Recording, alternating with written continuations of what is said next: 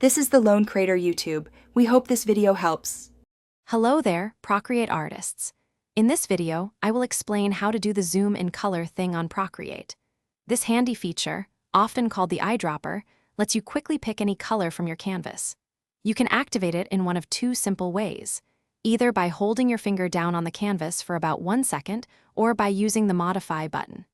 This tool is incredibly useful for maintaining color consistency and speeding up your workflow, ensuring your artwork always looks cohesive and professional.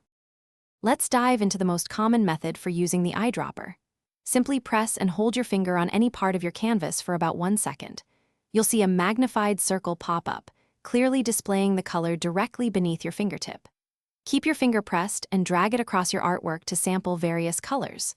Once you've found the perfect shade, just lift your finger, and that color will instantly become your active painting color, ready for your next stroke. For those who prefer a more deliberate approach, there's a second way to access the eyedropper tool. On the left side of your screen, you'll find the square Modify button. Give that a tap, and then immediately tap the small square icon that appears right next to it. This action will also activate the eyedropper, allowing you to precisely select colors with a tap. This method is fantastic for detailed work where accuracy is paramount, giving you full control over your color choices. Here are some pro tips to make your color picking even more efficient. Remember, the eyedropper can sample any visible color on your canvas, including those from imported reference images or separate layers.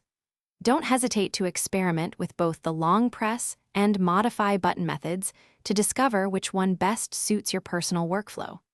Mastering this tool will significantly speed up your painting process, allowing you to seamlessly transition between colors and keep your creative flow uninterrupted. Happy creating! Thanks for watching. Consider subscribing if we helped you.